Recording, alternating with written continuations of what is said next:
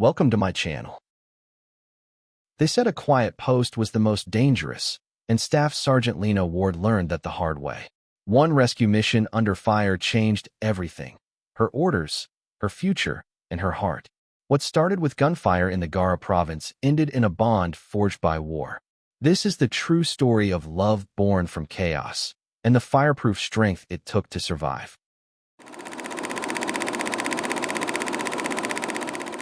They always said a quiet post was the most dangerous. That the moment you believed it would be another uneventful shift was the moment everything would go to hell. I learned that truth the hard way outside Camp Revenant, a forward base tucked deep into the Garah Province, a place where dust clung to your lungs and the sun punished you just for showing up. I was Staff Sergeant Lena Ward, 75th Ranger Regiment, assigned to perimeter defense and rapid response. That meant I spent most of my days scanning sectors, checking sensors, and hoping the enemy wouldn't test our lines. But on that day, I had a strange feeling. The air felt too still, like the whole desert was holding its breath. I was halfway through my third round of the day when the radio cracked to life, jarring me out of my routine. Urgent, urgent. This is Triton 6. SEAL Team Echo under heavy contact. Commander is down. Repeat, Commander is down and we are pinned. Requesting immediate reinforcement. Coordinates follow. I froze, heart hammering. Special forces calling for help meant one thing. Whatever they'd walked into was hell on earth. Their call was bleeding with stress, but not panic. Not yet. That's what scared me most. These guys didn't panic unless it was already bad. Ward, squad up and move. Sergeant First Class Jonas Trent barked through comms. Yes, sir. We're rolling now. I grabbed my rifle, my gear, and looked at my squad, 7 hardened Rangers who trusted me to lead them straight into fire and get them back out. And I wasn't about to let them down. Pack it heavy, boys, I told them.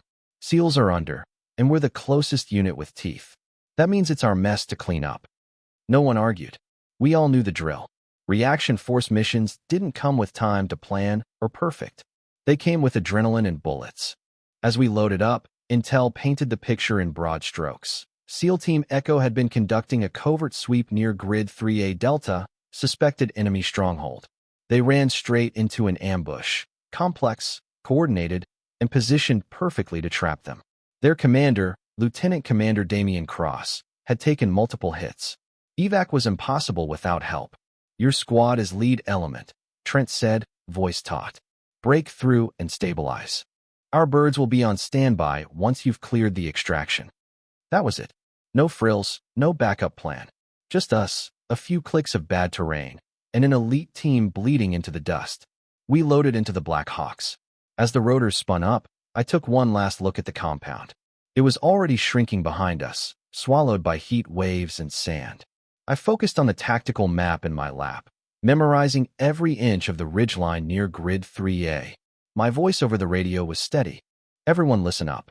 When we land, we move fast. We're punching through a hornet's nest to get our guys out. This is not a drill. This is blood. They didn't answer. They didn't need to. As the helicopter swept over craggy outcrops and dry riverbeds, I kept my breathing even. In 20 minutes, we'd be feet on the ground. No cover, no mercy. Just us and the mission. And in the chaos to come, I had no idea that the man we were going to rescue, broken, bleeding, and outgunned, would one day become my husband. The moment the helicopter slammed down, it was like stepping into a furnace fueled by bullets. Go, go, go.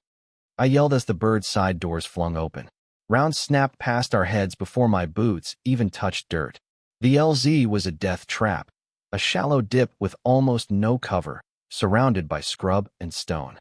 Exactly the kind of terrain the enemy loved. Open ground that punished movement, rewarded patience. We were 200 meters from the SEAL's last known position, and I could already hear the fight up ahead.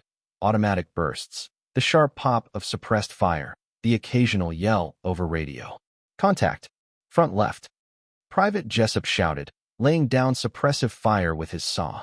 We spilled out fast, fanning wide, returning fire as we moved.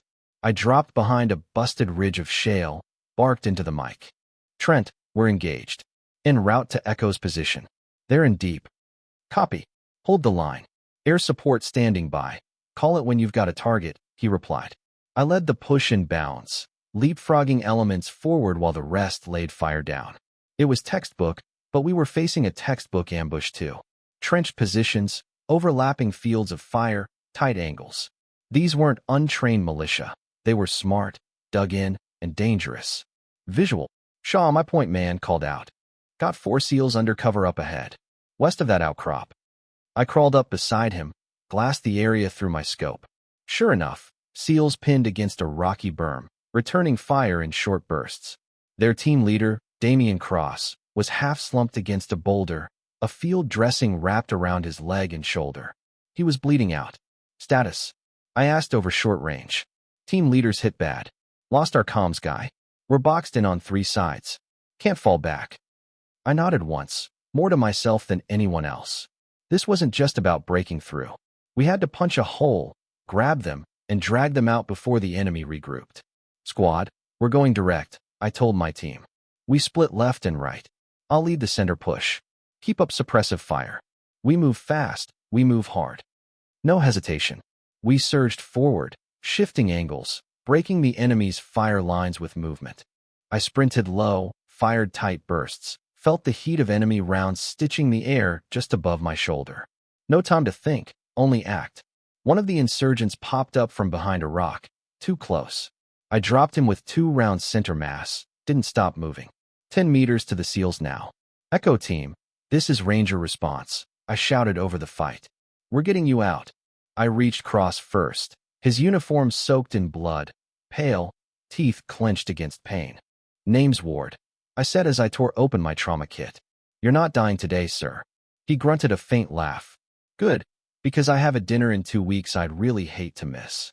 I didn't know it then, but that line would become the start of something far more important than a mission. But right now, all that mattered was keeping him alive.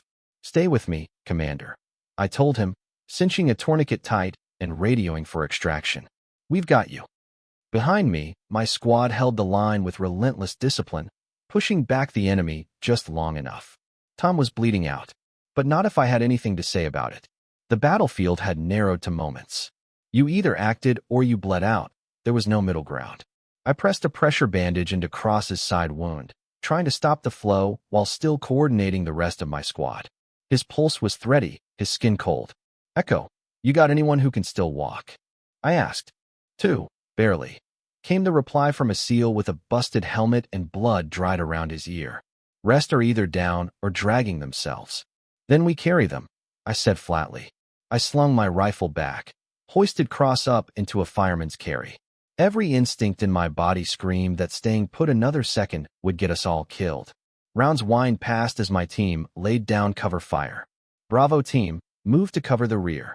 Alpha, you're on point. Extraction birds 2 minutes out. Get us to that damn LZ. Even while carrying Cross, I pushed forward. The ridge gave way to a cracked arroyo that led to the clearing where we'd landed. Now a war zone in its own right. Smoke drifted low. Muzzle flashes winked through it like fireflies in a thunderstorm. Cover left, someone shouted. I ducked just as a burst stitched into the rocks beside me. Shaw dropped one with a single shot to the chest, then another. He was calm, precise, exactly what I needed from him. But our window was closing fast. Bird inbound, came the pilot's voice over the net. 30 seconds, hot LZ, be ready. I felt Cross shifting slightly on my shoulders. Still with me, sir? Wouldn't miss this, he rasped. Though I've had more relaxing piggyback rides. I almost smiled, almost. Just don't bleed out before I get you to the door. We burst into the clearing just as the helicopter began to descend, rotors howling, throwing dirt and brass in every direction.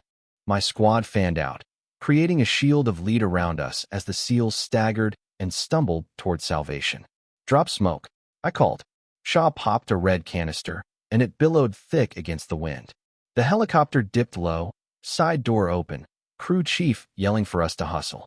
Cross was fading fast. I felt it in how limp he was getting, how much heavier he seemed. I pushed harder. One more step. One more second. I dove into the bird, dragging Cross with me. The crew yanked him in, already working to stabilize him. The rest of my team piled in after, breathing hard, battered, but alive. The bird lifted. And just like that, we were airborne, leaving the chaos behind. I didn't exhale until we cleared the ridge. Even then, I didn't let go of his hand. Hang in there, I whispered. You're not dying today. He squeezed back, weak, but still fighting. I didn't know it yet, but that moment would echo through the rest of my life. We touched down at Camp Revenant's medevac pad just after 1400 hours. The air was still thick with heat, but the ride back had cooled my adrenaline enough for the weight of it all to start pressing in. As medics rushed Damien Cross off the bird, I stayed on the skid, breath shallow, throat dry. My gear was soaked, dusty, streaked with blood, some his, some not. Ward, Sergeant Trent's voice cut through the haze. Inside. Debrief now. I nodded and jogged toward the command tent, already unstrapping my helmet and slinging it under one arm. My squad filed in behind me, faces haggard, silent. The debrief was quick and clinical. Trent didn't waste time with praise. Just facts. You got him out. All SEALs accounted for. Minimal injuries on our side. You took fire from at least 3 positions and still broke through. Good. Sir, I replied. Then his voice dropped a little. That SEAL commander. I heard you carried him the whole way. Someone had to, I said. He was bleeding out, still directing his men. Trent nodded slowly, then did something rare. He rested a hand on my shoulder. You did damn good, Ward. That meant more than he knew. Praise didn't come easy in the regiment, especially not from Trent. After dismissal, I went to the armory, sat in silence while I cleaned my rifle. Each swab, each click, a ritual that helped me steady myself. I hadn't noticed my hands were trembling until I spilled oil across the stock. I closed my eyes and breathed deep. It wasn't the fight. I'd been in firefights before. It was the way Cross had looked at me, like he knew he'd die out there, but still kept pushing. The way he told a joke while on the edge of blacking out. The way his fingers curled around mine when I told him he wasn't going to die. Later that evening, I visited the med tent. I wasn't even sure why. Maybe to make sure he'd made it. Cross was in recovery, bandaged like a mummy, monitors ticking steadily. Still unconscious. I stood there for a while, unsure what to say. You don't know me, I murmured, but you will. And I meant it. I turned to leave, but the nurse at the desk looked up, raising an eyebrow. You family. I hesitated. No, just someone who wouldn't let him go. She nodded. Then you're family enough. The days that followed passed in a blur of standard operations. Patrol rotations, recon briefings, perimeter sweeps, all the usual tempo of life on the edge of a war zone. But something had shifted in me after that mission, something I didn't have a name for yet.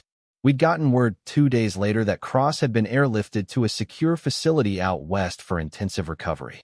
Multiple surgeries, internal bleeding, shattered femur. But he'd survived. And for a while, that was enough. I didn't expect to ever hear from him again. Special forces rotated through different zones and vanished just as quickly. But 6 weeks after the rescue, while I was working maintenance drills on the southern sensor arrays, my comms crackled with a call I wasn't supposed to get. Sergeant Ward. Came a calm voice over a private channel. This is Lieutenant Commander Damien Cross. I'm not supposed to be contacting you directly, but I figured I owed you a debt. I froze. My heart stuttered. I stepped behind the comms tent to get clear of the noise.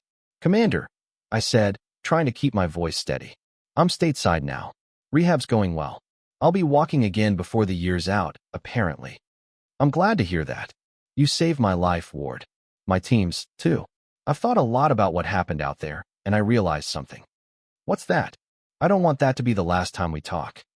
I leaned against the aluminum siding of the tent, blinking into the dry wind. I didn't do it for thanks, I replied. I know, he said. That's why I'm calling. There was a long pause before he continued. When I'm cleared to travel, I'd like to buy you dinner. Not as repayment, as something else, if that's all right with you. I didn't answer right away. I just smiled, small and voluntary. You still owe me one, Commander. I guess dinner's a good start. His laughter was soft, relieved. It's a date, then. I didn't believe in fairy tales, not after 2 tours and 100 firefights. But I did believe in moments. And that moment felt different than any I'd ever lived through. Sometimes, after everything burns down, something new steps out of the smoke. Something worth walking toward. The first time we met again, it was months later, on a crisp winter night in Garrison City, halfway between the base where I was posted and the rehab center where Cross had been recovering. He showed up leaning on a cane, limping slightly, but with a smile that didn't try to hide the scars. I wore civilian clothes for the first time in months, jeans, boots, and a jacket that didn't have my ranks stitched on the chest. We chose a small place, quiet, dim lighting, good food, and no uniforms in sight. When he pulled out my chair, it wasn't out of courtesy. It was because he said he'd thought about that gesture every day since I'd carried him out of the kill zone. Conversation came easy. We talked about deployments, dumb missions, squad mates we missed, and what it felt like to survive. He asked about my time with the Rangers. I asked about his years with Echo Team. There were stories neither of us could share, but enough we could dance around to feel the truth between the lines. By the time dessert came, I noticed something strange. I hadn't checked the exits. I hadn't scanned for threats. I was just present. That didn't happen to people like us. We lived coiled, always ready. But with Damien, something unwound, just a little. I didn't think I'd ever see you again, he said at the end of the night, walking me to my truck. You weren't supposed to, I said quietly. That's how it usually works. But here we are. I looked at him, at the man I'd saved without knowing who he really was, who I now couldn't stop thinking about. Yeah, I said. Here we are. We didn't kiss that night. We didn't have to. What we shared wasn't rushed. It wasn't a fling born from adrenaline or the usual soldier's restlessness. It was quiet, steady. 2 weeks later, we met again. And then again. And somewhere along the way, the what if stopped being a question and started becoming a plan. We didn't start calling it a relationship until our 4th meeting. Before that, it was just dinner. Then conversations. Then weekends. Then one day, it was his hand on mine during a walk through Fort Dixon's Memorial Park, both of us in civilian clothes, but still moving like operators, scanning without thinking. I think we're too similar, I told him, laughing. We'll end up driving each other nuts. Maybe, he said, but I've seen you under fire. And I've never trusted anyone faster. Trust. That was the thing, wasn't it? In our world, love wasn't flowers and sweet words. It was the person who didn't flinch when it got bad. The one who didn't need you to explain why silence sometimes lasted for hours. The one who cleaned their weapon beside you and didn't say anything, because they knew that was how you processed the things that had no names. Damien got it. He didn't ask about the operations I never discussed, and I didn't pry about his time deep behind lines. But when nightmares hit, when my hands shook after the wrong kind of dream, he didn't speak. He just held me steady, waited it out, then brought coffee without a word. By year 2, we were navigating separate deployments. He went east with Echo. I rotated to a new forward base near Al Mudra Basin. Sometimes we'd go weeks without more than a single message. You good? Breathing. You? Same. But when we met again, it was like we never left. The rhythm was still there. Our own language built in firefights and foxholes, now whispered in crowded airports and borrowed cars. Do you ever think about the day we met? He asked once, as we lay under the stars near his family's cabin in Montana. All the time. You carried me through fire. You didn't even hesitate. Wasn't a choice. Just instinct. He took my hand, thumb brushing the scar on my knuckle. Still think it was more than that. He was right. Deep down, I think I knew that day in the desert would be the beginning of something permanent. But it took years to say it aloud. We were never the storybook kind. But in a world that constantly burned down, we had found something indestructible. Each other. We didn't plan a big wedding. That wasn't us. But when it came time, Damien said, if we're going to do this, I want the people who stood beside us to be there. So we chose a chapel just outside Quantico, one that had hosted its share of soldiers' unions, bricks soaked in history, wooden beams scarred by time and silence. The kind of place that felt like hallowed ground. Our guest list was short. My squad from Camp Revenant, his SEALs from Team Echo, a few of the medics who'd stabilized him, the helicopter crew that pulled us out of that firefight. No photographers, no frills, just the people who mattered. I wore my dress uniform. So did he. Our medals weren't showpieces, they were reminders. The Distinguished Service Cross he'd received was pinned just below his nameplate. My Combat Valor Medal sat beside my Ranger tab. Both awards tied directly to that one mission, the day our lives collided through gunfire and grit. When the music began, I walked in flanked by 2 of my Rangers. I never imagined myself as a bride, not in the traditional sense. But that day, standing across from Damien, I felt whole in a way I never expected. I never believed in fate, I said in my vows. But I believe in choices. And choosing to run toward that fight, choosing to save you, Those were the best decisions I ever made. He smiled softly. And I never believed I'd live long enough to find someone who understood what I carried. You did. And you didn't look away. The officiant, a retired Green Beret, kept it short. At the end, he just said, "These two have already proven they'll fight for each other. Now they choose to do it forever." The room rose in quiet salute, not applause. That wasn't our world. We lived by different codes. That night, our reception was a simple bonfire outside the chapel. No speeches, just stories, some whispered, others laughed loud over clinks of metal canteens. And when we stepped away from the crowd, Damien wrapped his arms around me and said, "I'd go through that ambush again if it meant ending up right here." I looked into his eyes, the same ones I'd seen half shut from blood loss, still burning with defiance. "No need," I whispered. "You're already home." Marriage didn't change our jobs. We were still soldiers, still operators. And that meant distance was part of the deal. Some couples measure time in weeks or months. We measured it in missions, in safe returns, in the sound of a voice over encrypted comms, or the silence that followed. Damien rotated back to Special Operations Command on the Eastern Front. I was assigned to the Ranger Advanced Tactics School in Nevada, teaching rapid deployment strategy. Less action, more mentorship. But every scenario I walked my students through came from the day we pulled SEAL Team Echo out of the fire. They even used my operation as a training case, analyzed it frame by frame. They said my split-second calls were textbook now. Funny thing was, none of it felt textbook at the time. It just felt like survival. Once, during a class debrief, a young lieutenant asked, "Sergeant Ward, what gave you the confidence to lead your squad into that mess? You didn't hesitate." I looked at the projection behind him, an overhead map of the ridge where we'd landed. "I didn't have the luxury of hesitation," I said. "People were dying. And if we didn't go, they wouldn't make it." That night, I sat in our empty apartment, coffee going cold in my hand, and reread a message from Damien. "Hit target. No losses. Back at base. Dreamed of Montana again." We talked like that, short, coded, layered with meaning. It wasn't romantic in the traditional sense, but it was real. It was us. One weekend, I flew out to meet him during a joint operations exercise in Utah. We spent exactly 36 hours together, most of it on borrowed time between training blocks.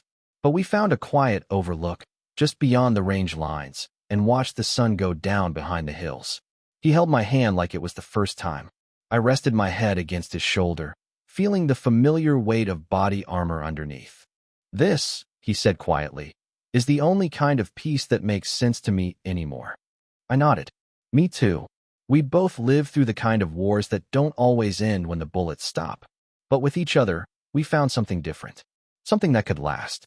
It's been 5 years since that mission outside Grid 3A Delta. The day everything changed. The day I charged into gunfire for a man I'd never met, who would become the only person who truly saw me. Damien still walks with a slight limp. I still keep a go bag near the door. Our lives haven't softened, not really. But they've sharpened into something precise, something unbreakable. We're not out of the fight. We probably never will be. He's now a tactical advisor for Special Operations Command. I've taken a permanent instructor role at Fort Dixon. We see each other more often, sleep in the same bed more nights than not. But even when duty pulls us apart, the bond holds. What we have isn't fragile. It's forged. Fireproof. Our love didn't come from candlelight dinners or beach vacations. It came from shared danger, from sweat and blood, and the breathless moments where survival was a question. And we answered it, together. Sometimes I look at the man beside me and remember how I found him. Broken, bleeding, and still commanding his team under fire. And I remember the way his eyes locked on mine as I told him, "You're not dying today." We saved each other that day. I saved his life. He saved something I didn't even realize I was losing. My capacity to feel something deeper than the mission. At our wedding, someone said, "You two found love in the middle of war." That's rare. But it's not just rare. It's sacred. Because in a world that constantly threatens to pull everything apart, we are the proof that something stronger can rise from the wreckage. That rescue isn't just about saving lives. Sometimes it's about saving hearts. So when young soldiers ask what it takes to last in this line of work, I don't talk about tactics or endurance. I tell them what I learned from Damien and what we learned from each other. You fight for those beside you. You run toward the fire when others run away. And if you're lucky, you find someone who'd do the same for you. We did. And we still do. Every single day.